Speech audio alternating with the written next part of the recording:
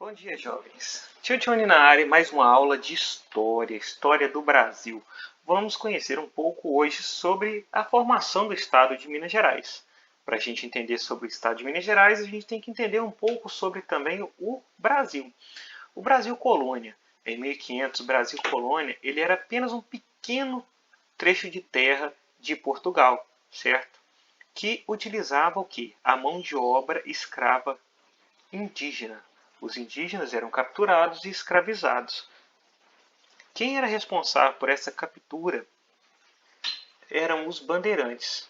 Os bandeirantes eram desbravadores que adentravam no território com o intuito de quê? Procurar riquezas e também capturar os indígenas para trabalhar com serviços forçados no extrativismo. Que é extrativismo? Eles tiravam madeira para poder utilizar nas construções, para poder vender e para suprir as necessidades das colônias, certo? Esses bandeirantes foram explorando o nosso país, invadiram até território espanhol. Por isso que o nosso país não se limitou àquele mapa inicial. Sim, nós estamos hoje com esse mapa de 1700, certo? Agora com o mapa de 1700. Quanto o Brasil cresceu? Nós temos várias regiões aqui chamadas de capitanias: Grão-Pará, Maranhão, Pernambuco, Bahia, São Paulo, Rio de Janeiro e São Pedro. Essas eram as capitanias em 1700. Ok, jovens? Então, os bandeirantes que desbravaram toda essa região, quer dizer, eles invadiram essa região em busca de mão de obra escrava. Um desses bandeirantes que eu tenho que citar aqui é o Borba Gato. Sim, Borba Gato, nome diferente, né? Ele seguiu na região de São Paulo, no interior de São Paulo, e próximo a um rio, ele encontrou umas pedras pretas estranhas. Falou assim: isso aqui é um material estranho, diferente, vou guardar ele. E o que ele fez? Guardou algumas amostras daquela estranha rocha preta, certo? Ele encontrou esse material onde hoje nós chamamos de Sabará, uma cidade próxima à região metropolitana de Belo Horizonte, certo? Só que, ao chegar no Rio de Janeiro, ele pegou aquelas pedras e levou para análise e descobriu, gente, que aquele era um exemplar do ouro mais puro que existia, certo? Como assim? Por que o ouro era preto, então? Aquele ouro era preto porque essa região de Sabará, essa região metropolitana de Belo Horizonte, é uma região rica em minério de ferro. O minério de ferro ele oxida e fica preto, certo? E ele com certeza revestia as pepitas de ouro, certo? A terra, o minério de ferro, encroava no ouro ali e enferrujava e ficava com aquela coloração preta, certo? Por isso essa região ganhou hoje, né, o nome de Ouro Preto, porque nessa região foi encontrado um ouro, só que com a casquinha preta, que ele não sabia, né? Continuando a nossa aula, gente, como encontrar o ouro ali? Todas as pessoas ficaram de olho gordo. A coroa portuguesa autorizou as pessoas a explorarem o ouro nessa região. E assim formou-se a primeira vila, certo? Com o nome de Vila Rica. Mas com tanta gente, tanto fluxo de ouro para lá e para cá, certo? Como que a coroa portuguesa ia aproveitar dessa situação? Aí ela estabeleceu que a cada 5 barras de ouro, uma seria imposto para Portugal. Quer dizer, a cada 5 barras de ouro que a pessoa produzisse, uma barrinha era retida para Portugal. Esse imposto ficou chamado de o quinto. Quer dizer, o quinto, a quinta parte, você pega a produção de ouro, divide em 5 partes. Uma dessas 5 partes era imposto retido para Portugal, certo? Mas como que eles controlavam esse fluxo de ouro? Ah, jovens, inventaram aí uma casa de fundição, a tal da casa de fundição. Qual o objetivo dela? A partir do momento da criação da casa de fundição, era proibido toda e qualquer pessoa andar com ouro em pó ou em pepita.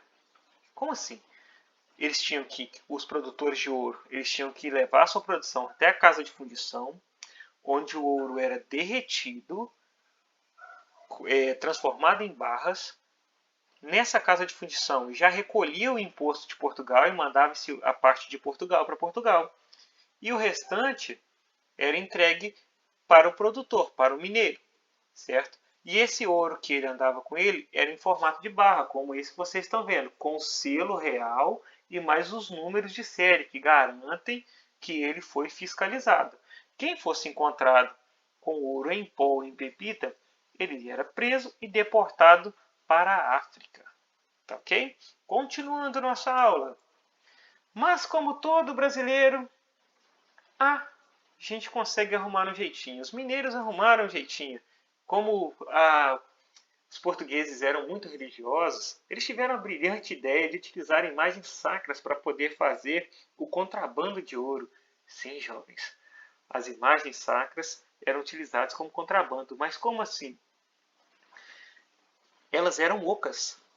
E dentro delas, o interior delas, era recheado com ouro. Ouro em pó ou em pepita, certo? Até derretido mesmo. Então essas imagens eram de madeira, elas eram ocas. E por dentro eles colocavam ouro. Por isso veio a expressão santo do pau oco, quer dizer que é um santo falso. É uma imagem sacra falsa.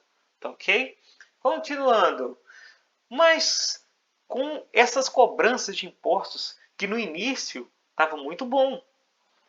1/5, 20% da produção ia para Portugal, ótimo. Mas quando a produção de ouro a, começou a retrair, quer dizer, ela começou a diminuir. Porque o ouro é um recurso finito, você vai tirando, vai tirando, vai tirando, vai tirando, uma hora ele acaba. E o ouro começou a acabar em Vila Rica.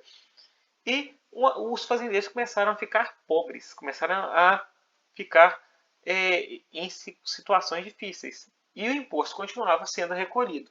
Então, Filipe dos Santos foi um organizador de uma revolta para tomar Vila Rica e destruir todas as casas de fundição. E ele conseguiu convencer bastante gente, conseguiu tomar Vila Rica, destruiu todas as casas de fundição de Vila Rica, certo? A Vila Rica, esse lugar que vocês estão vendo aí, chamada hoje de Ouro Preto, certo? E assim, após tomar Vila Rica, eles foram para Mariana. Mariana, que até então era a capital daquela região, certo? Era a capital administrativa. E lá, antes de invadir Mariana, o governador de Mariana, o conde de Assumar, ele interviu. Mas como ele interviu? Com violência, professor? Não. Com o que o português tem de melhor, com conversa. Ele chamou os líderes da Revolução para uma conversa, prometeu várias coisas para eles, e esses líderes, diante da promessa do governador, do conde de Assumar, eles retornaram para Vila Rica, certo? E iniciaram a sua produção de ouro, continuaram trabalhando. Só que nesse meio tempo, o exército português chegou. E o conde de Assumar invadiu Vila Rica, tomou Vila Rica, certo? E prendeu todos os líderes revoltosos. E como o Filipe dos Santos foi o principal articulador de toda aquela revolta, que é a primeira revolta de Vila Rica, chamada de Revolta de Filipe dos Santos, ele teve um castigo pior. Ele foi condenado à forca e, depois disso, ainda jovens, ele teve o seu corpo, cada membro do seu corpo amarrado em um cavalo, no centro da Praça de Ouro Preto hoje, da atual Ouro Preto, no centro de Vila Rica, e aqueles cavalos, os escravos batiam nele, e eles começavam a andar. E ele teve seus membros todos amputados. Cada parte do seu corpo saiu amarrada num cavalo, correndo por Vila Rica, certo?